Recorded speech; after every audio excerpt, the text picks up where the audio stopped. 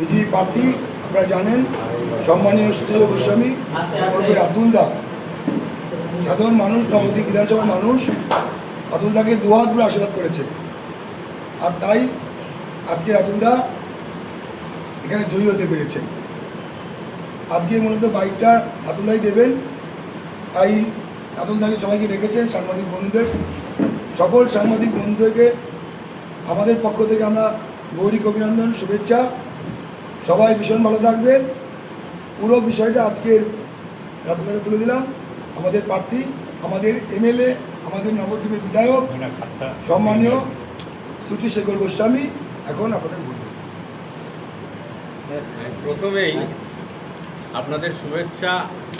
আপনারা যেভাবে সাংবাদিক বন্ধুরা যেভাবে আপনারা সঠিক খবরটা আপনারা তুলে ধরেছেন, যেটা আমার জয়ে একটা গুরুত্বপূর্ণ ভূমিকা পালন করেছে, সেই জন্য সকল সাংবাদিক বন্ধুদের আমার অন্তর থেকে অভিনন্দন।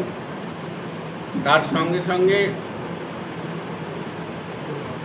শ্রীধাম নবদ্বীপবাসী, চৈতন্যভূমি শ্রীধাম নবদ্বীপবাসীর সকলকে আমার প্রণাম। আমি আনএক্সপেক্টেড ফল পেয়েছি, যা আমি ভেবেছি তার থেকে অনেক বেশি মানুষ দুহাত ভরে সমর্থন করেছেন,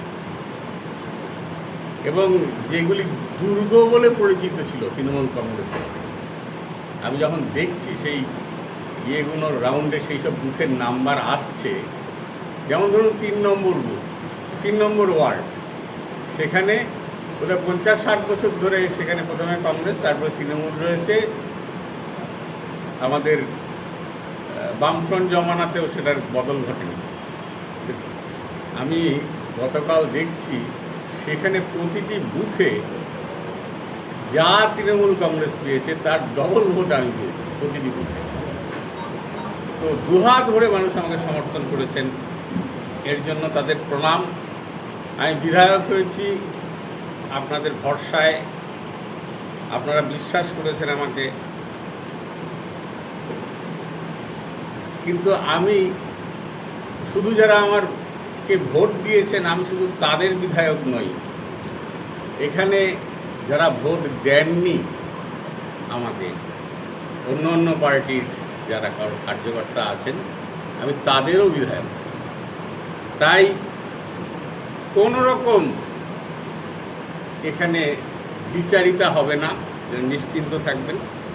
এখানে শুধু আমার সংগঠনের লোকেরাই সুবিধা পাবে, অন্য দলের সংগঠনের লোকেরা সুবিধা পাবে না, বা আমাদের সংগঠনের লোকেদের সমস্যা হলে আমি দেখব, অন্য রাজনৈতিক দলের সমস্যা হলে আমি দেখব না, এটা একদম ভাববেন না।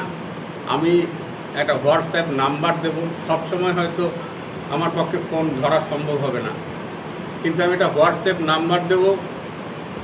আপনারা যার যা সমস্যা, আপনি যে পার্টির হন, আর আমার দলের সে যদি আমার একদম খুব ঘনিষ্ঠ হয়, সেও যদি কোনো অন্যায় করে, আপনারা হোয়াটসঅ্যাপে বিস্তারিত লিখে পাঠাবেন। আমি আমার সময় পেলেই আমি হোয়াটসঅ্যাপ দেখি, আমি দেখে আপনার কথার সত্যতা যাচাই করে আপনি ন্যায় বিচার পাবেন, এই অঙ্গীকার আমি করছি। আর আমি যা প্রতিশ্রুতি, আমার তো দায়িত্ব, ভোটে জেতার জন্য 1.5 মাস পরিশ্রম করতে হয়, কিন্তু প্রতিশ্রুতি রাখার জন্য তো আমাকে 5 বছরই ওই ভোটে যেরকম পরিশ্রম করেছি সেরকম পরিশ্রমই করতে হবে। তো তার জন্য আমি মানসিকভাবে প্রস্তুত, শুধু একটু বুঝে নিতে হবে। আমি তো রাজনৈতিক ক্ষেত্রে ছিলাম না, সেই জায়গা থেকে আমাকে একটু বুঝে নিতে একটু সময় দিতে হবে, কিন্তু মানুষের সেবা করার জন্য আমার আন্তরিকতার কোনো অভাব হবে না, এই নিশ্চয়তা আপনাদের দিচ্ছি। আর সমস্ত রাজনৈতিক দলের কথা বলছি, আপনারা কোনোভাবে নিজেদেরকে যে আমরা দূরে, ওনার থেকে আমরা দূরে, বা বিজেপি পার্টি থেকে আমরা দূরে, বিজেপি নেতৃত্ব থেকে আমরা দূরে, এটা ভাববেন না।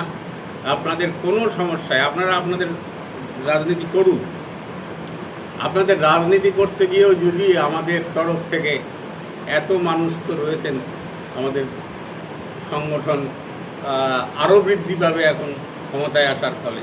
যারা প্রকাশ্যে আসতে পারেননি, আতঙ্কে ভীত ছিলেন, তারা এখন আর ভীত নন। জয় শ্রীরাম বলতে তাদের আর বাধছে না, এখন তারা উচ্ছ্বাসের সঙ্গে জয় শ্রীরাম বলছেন। তো তারাও কোনো সমস্যায় পড়লে আপনারা নির্দ্বিধায় আমাকে জানাবেন। আপনি স্বাধীনভাবে আপনাদের রাজনীতি করুন।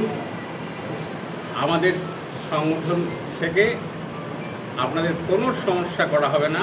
শুধু একটু অনুরোধ, সবার কাছেই অনুরোধ, সে আমার দলের কার্যকর্তাই হোক আর অন্যান্য দলের কার্যকর্তাই হোক, আপনারা কোনো বিশৃঙ্খলা সৃষ্টি করবেন না, মানুষের ওপর কোনো অত্যাচার করবেন না, কোনো তোলাবাজি কোনো কিছু যেন না হয়।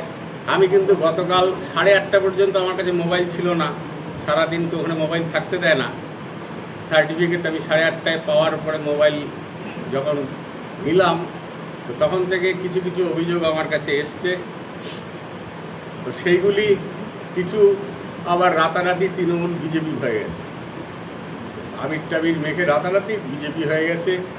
তারা তখন নিজেদের ব্যক্তিগত শত্রুতা বা তাদের যে গোষ্ঠীদ্বন্দ্ব ছিল, সেই গোষ্ঠীদ্বন্দ্বগুলোর কাজে লাগিয়ে তাদের উপর অত্যাচার শুরু হয়েছে। কালকে রাত্রে হয়েছে, কিছু কিছু বিচ্ছিন্ন বিক্ষিপ্ত ঘটনা ঘটেছে। তা আমি আইসিকে, আমি শোনার পরেই আইসি এবং এসপিকে আমি অনুরোধ করেছি, কিছু কিছু লোকের নামও দিয়েছি আমি তাদেরকে, যে একদম সে যে দলের হোক আপনি কোনো বিচার করবেন না, নিরপেক্ষভাবে যেটা মনে করবেন অন্যায় যদি হয় আপনি তাদেরকে অ্যারেস্ট করুন। এটা আপনাদের মাধ্যমে আমি সবাইকে, সব দলের কার্যকর্তাদের বার্তা দিতে চাই, তিনি যেই হবে। তো এটুকুই। আর সবার শেষে মহাপ্রভুর চরণে প্রণাম জানিয়ে, মহাপ্রভু আমাকে পাঠিয়েছেন আপনাদের আগেই বলেছি, কাজেই আমার কোনো টেনশন ছিল না যে আমি জিতবো কি জিতবো না, আমার কোনো টেনশন ছিল না। সকালের দিকে কালকে একটু একটু হচ্ছিল, সকালের দিকে তো অভ্যাসটাই। তো তারপরে ওই দুটো রাউন্ড তো আমি পিছিয়েছিলাম, তারপরে তো আমাকে আর পেছনের দিকে তাকাতে হয়নি। তো যাই হোক, মহাপ্রভুর ভক্তরা আমাকে দুহাত ভরে আশীর্বাদ করেছেন। নবদ্বীপ মায়াপুরের ভক্তরা দুহাত ভরে আশীর্বাদ করেছে। কালকে আমি যখন রেজাল্ট দেখছি আর কি, একমাত্র 2-3টি সংখ্যালঘু অধ্যুষিত যারা ধর্মের ভিত্তিতে ভোট দেন, কোনো উন্নয়নের ভিত্তিতে নয়, সেই 2-3টি জায়গা থেকে আমি খুব কম ভোট পেয়েছি। তাছাড়া বাকিরা অনেক সংখ্যালঘু এলাকা থেকে আমাকে কিন্তু ব্যাপকভাবে ভোট দিয়েছে। তো এটা আমি মনে রাখব। আমি সেখানে কোনো ওই সৎ ভাই বা সৎ ছেলের মতো আচরণ করব না, এটা আমার অঙ্গীকার। বরঞ্চ সেখানে আমার প্রমাণ দিতে হবে যে আমি সত্যিই তাদের সঙ্গে সৎ ভাইয়ের মতো আচরণ করব না। এই যে কথাটা বলছি, এটার প্রমাণ আমাকে তাদের কাছে তো রাখতে হবে। তাই তাদেরকে হয়তো একটু বেশি আমাকে নজর দিতে হবে। তো এইটুকুই আমার কথা ছিল। কি কি পরিকল্পনা রয়েছে স্যার? পরিকল্পনা বলতে এখন তো হেরিটেজ সিটি তৈরি করা যদি যায় তাহলে প্রচুর, আমার মূল বিষয় হচ্ছে কর্মসংস্থান, তার সঙ্গে চৈতন্য মহাপ্রভুকে দিয়েই আমরা এখানে একটা কেন্দ্র করি বিরাট কর্মসংস্থানের সুযোগ সৃষ্টি করতে পারি। তো কর্মসংস্থানটা আমরা ওই আমাদের এখানে হেরিটেজের সঙ্গে মিলিয়ে দিয়ে, বা তাছাড়াও গ্রামাঞ্চলে আমাদের অনেক জায়গা রয়েছে, বিশাল গিয়ে সম্ভব নয়, বড় বড় কলকারখানা এখানে সম্ভব নয়, নবদ্বীপে সেই জায়গা নাই। হ্যাঁ, কিন্তু ছোট ছোট কলকারখানা এখানে করা সম্ভব, বা অনেক প্রজেক্ট নেওয়া সম্ভব, সেই সুযোগ আছে। তো সেইগুলি আমি এই 9 তারিখে, কত তারিখে দেখি আমি মিটিংয়ে হবে, 6 তারিখে হবে আপনার মিটিংটা হলে আমরা সামনে যেটা জানতে পারবো। তো ওই কলকাতায় বোর্ড গঠনের পরেই, আমাদের পার্টির রাজ্যে বোর্ড গঠনের পরেই কিন্তু আমি গ্রামে গ্রামে যাওয়া শুরু করব, এবং কোথায় কি সম্ভাবনা আছে এটা দেখে আমি পরিকল্পনা করতে শুরু করব। নবদ্বীপ শহর প্রচারের শুরু মায়াপুরকে থেকে- কিভাবে সাজানোর পরিকল্পনা?